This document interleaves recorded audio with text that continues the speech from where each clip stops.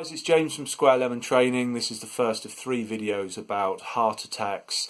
We're going to do one video, which is this one, about the signs and symptoms. I'm going to introduce angina and heart attacks, and then the second video will be a first aid video about what to do for somebody if they're suffering with a heart attack, and then the third video will hope to empower you if you're with somebody and they're having a heart attack, a way of you gathering information that can be useful, say almost essential for the emergency services. So having called the emergency services, you've got some time and what you could do with that person to try and gather information that you can feed on to the paramedics. Okay, so there are 3 videos in total in this one.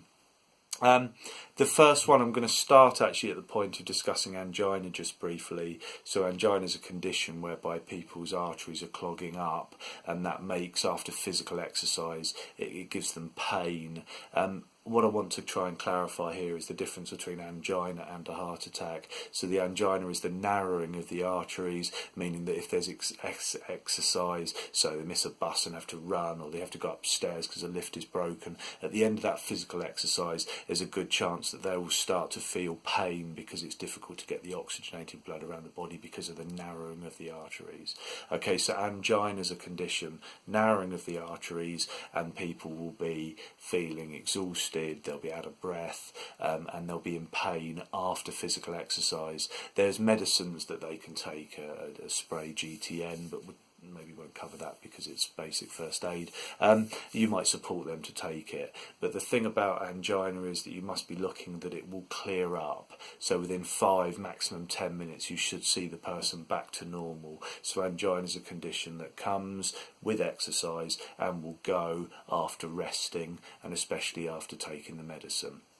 With a heart attack, I'm sure we're well aware it's a much more serious thing. So if we talked about angina briefly, we're now mentioning heart attacks. Let's then look at the difference between a heart attack and cardiac arrest. And with this, there's a simple analogy that you can use that's really useful because it keeps it in your mind. It's quite visual.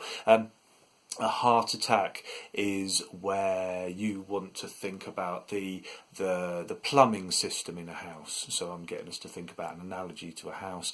The heart attack is a problem with the plumbing system. Cardiac arrest is a problem with the electrical system. And one of the major causes of cardiac arrest, where there's an electrical problem, a firing problem in the heart, is heart attack. So the heart attack can lead to cardiac arrest. And if we go back and we could say that angina is the narrowing of the arteries, then angina can lead on to a heart attack, and the heart being attacked, a problem with the plumbing, will mean that the heart is not getting oxygenated blood through the coronary arteries, and that will lead potentially onto cardiac arrest. Okay, so focusing on heart attacks here, the heart isn't getting the necessary oxygenated blood supply that it requires through the coronary arteries, and what is that going to look like? So we're going to see somebody that's become pale in colour, they're going to have skin that's clammy, they're very likely to be sweating, there is a chance they'll vomit.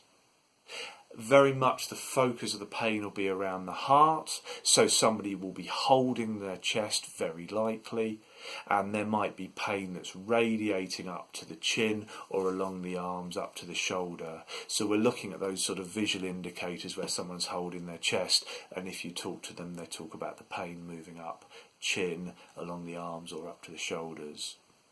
Okay, in with that will be a real sense of impending doom. That's the sort of language that's used in the textbooks. They will be absolutely scared stupid, and understandably they aren't getting enough blood to their heart, which is critical, and people know it. So there's going to be a real fear in them. Unfortunately, all too often people have avoided talking about it when they've had minor heart attacks, and that's a big problem. We want to try and encourage people to talk about it, and as a first responder, as a first aider, we need to recognise those signs. Okay, so we've said angina, short term, will disappear after a period of time. The heart attack won't go away, so we need to see it as a medical emergency, 999. The video's getting too long now, so I'll stop, but we'll come on to the first aid in a moment. But so the signs and symptoms for the heart attack. The pain, the crushing, it feels like I've been kicked in the chest by a horse.